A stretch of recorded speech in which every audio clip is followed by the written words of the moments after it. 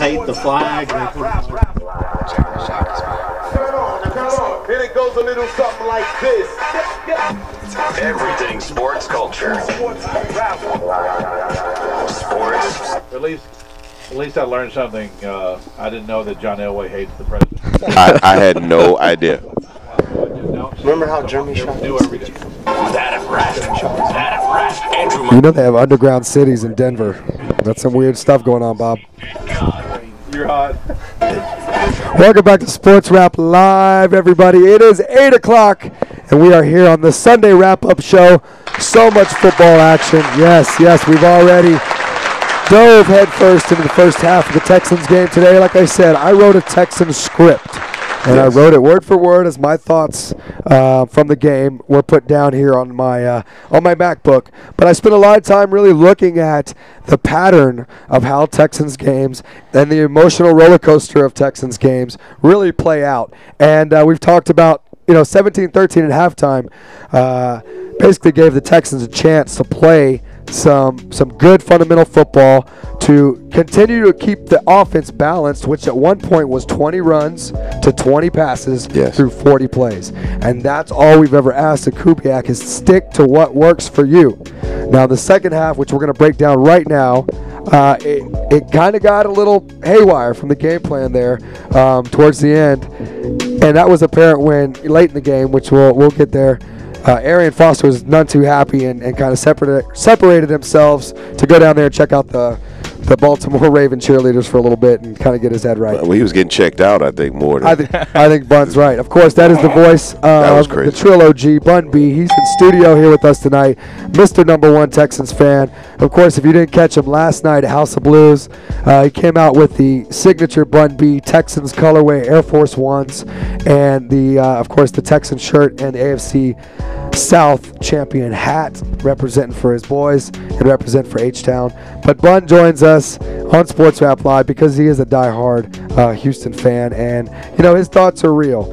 And I think most of our thoughts here on Sports Wrap Live about the Texans are not going to dwell on the negative or the sour or the drunkenness, which I'm sure this city is probably in a stupor over partying all day watching them. There's no need to be in a big state of depression, because things look good. It'd be different if we were in a position where we were like in Indianapolis and had to make serious decisions about where we were going with the team in the next couple of years. We don't have to worry about that. This team, is going to start next year healthy, strong with a full roster, and I think people can recognize that the Texans are going to be a force in the NFL for the next couple of years. I mean, a dominant force in that sense. I think you look at the defense and the kind of the young guys we had with Brooks Reed and J.J. Watt, some of the young draft picks we brought up. They're going to be second-year players now, so they're going to have a little more. To start off, they're going to have some playoff experience underneath their belt. They're going to have some more experience of playing for a full season. We're also, the biggest part is, we're getting Shaw back. Yes. We're getting Shaw back. I think there was part way through that game where I think most Texans fans kind of felt like, man, if we just had Shaw right now, this is where we could take advantage of and make that drive, Yeah, I was going to say a whole bunch of people were thinking that. But, I mean, me and Bun had our thing about who was going to win this game. I knew it was going to be close. Like, I had a feeling it would be close. And it was just costly errors. I mean, they had a shot. And Evil Flacco was there. He didn't have an A+ game. Yeah, Waka Flacco. He didn't have a great game. I do give it up. Anquan Bolden. That was crazy. He did step up. He made some huge plays. It was very questionable whether he was going to play, but the guy did step up, and he was a big key factor in that win for them. I never thought it was. I always knew he was going to play. I knew he was going to play. I knew he was going to come to play.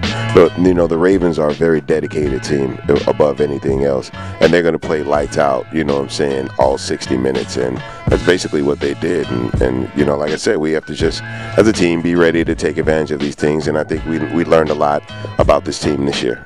And this team has a full training camp with no worries of labor, no worries of lockout, no worries of strike. They're going to have time in the off season. And you know what? TJ Yates working with Shaw throughout the summer is going to be great. But let's continue to look at the second half, because this is where it kind of got out of hand. I mean, the Texans had on both sides. It did. And the Texans had multiple opportunities to take the lead or at least get back in the game. Right off the bat, that first defensive series after Baltimore got the ball back after halftime, J.J. Watt immediately came out and made his presence felt. He had that huge sack. I think he had a strip, although they recovered the fumble. He just really set the tone for the Bulls on the parade because they had a feeling like we've already gotten in Flacco's kitchen. Now not Flacco, by the way. Let's continue to just pound him, and they shut Ray Rice down for a Ray Rice type of game. And like I said, they kept it balanced, and then the special teams kicked in. Special teams really set it off from the beginning, but Rackers had a missed field goal. Turk had a punt in the fourth quarter that I know wasn't a very good one that he kind of muffed and went out at the 25 when we kind of pinned him inside the 10. Jacoby almost had another fumble. He kind of had happy feet. Yeah, by the grace of the bounce, that thing came back in his hands. That's true. And the special teams got started off kind of good. When we had Daniel Manning had that big return, I think 60 yards to start the game.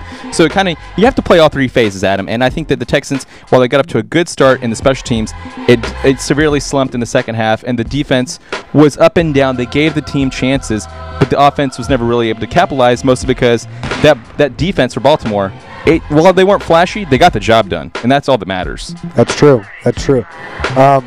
Now, I think one of those big moments in the game, a big momentum swing, that you thought, okay, maybe the Texans finally do get a break that comes their way, was that big goal line stand by the Bulls on parade with 1 minute left in the third quarter, and the offense proceeds to go 3 and out right after you get the ball back. I like that play call to go for it on fourth down, but I hate the actual call of running it right up the middle. It's fine if you go for it, just don't be so predictable. We saw it with, I think it was Mike Smith with the Falcons, in that one game against the Giants, going right up the middle for the the QB sneak.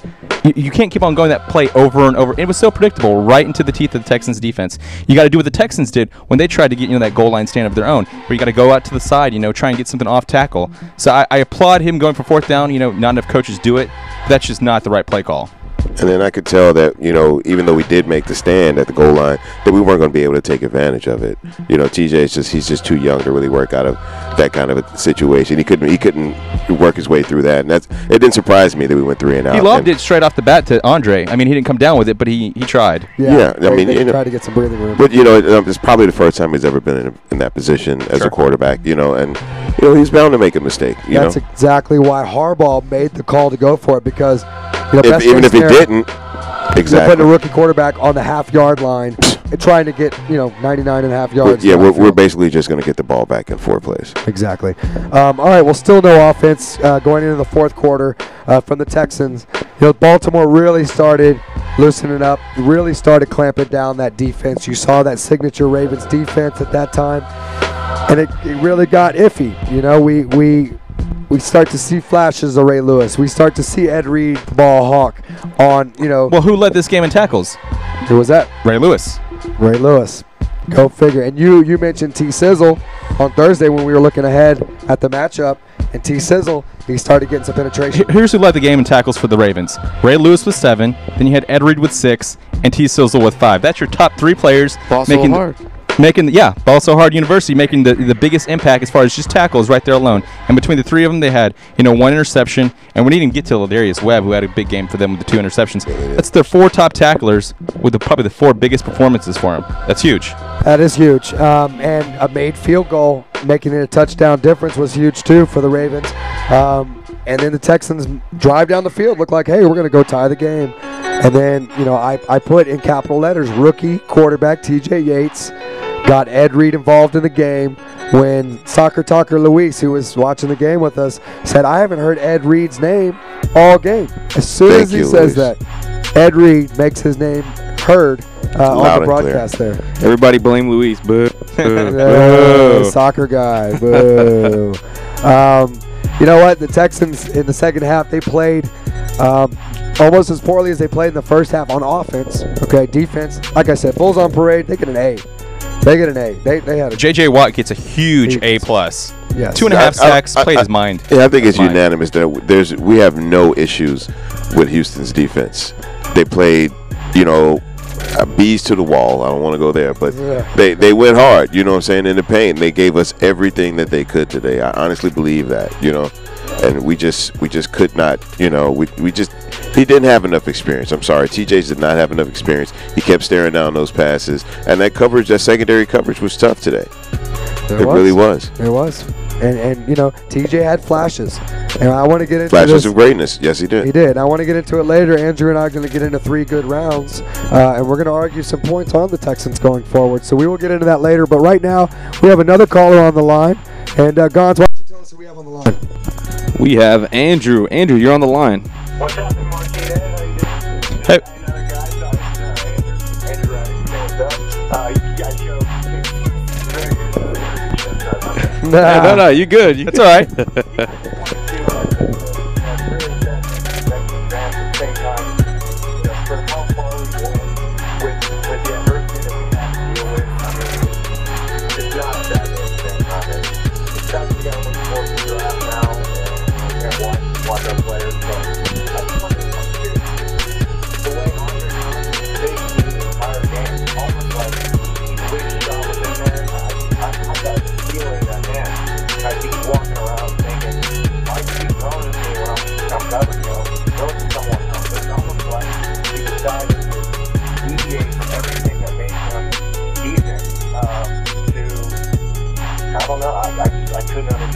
Well, I think you could tell he was pressing mostly because he could feel that his quarterback was pressing. And, they have a good relationship. But, on that first pick, he knew that he was covered. Ladarius Webb had the inside position on him. So I think that he knew that from the whole game that he was going to be the safety blanket, and it was forced to him.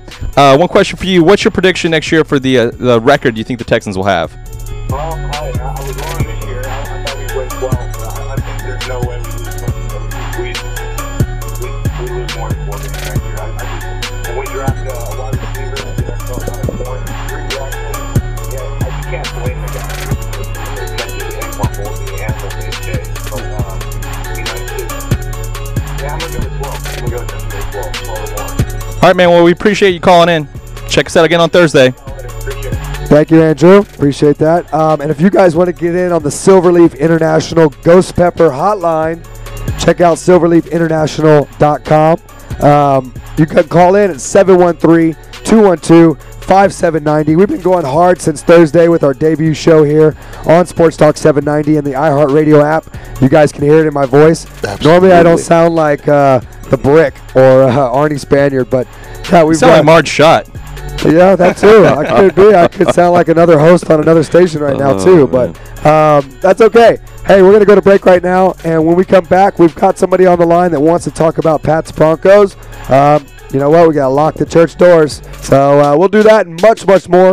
You guys stay tuned. Of course, call in for all your Texans take. We'll be right back here on Sports Rap Live. Yeah.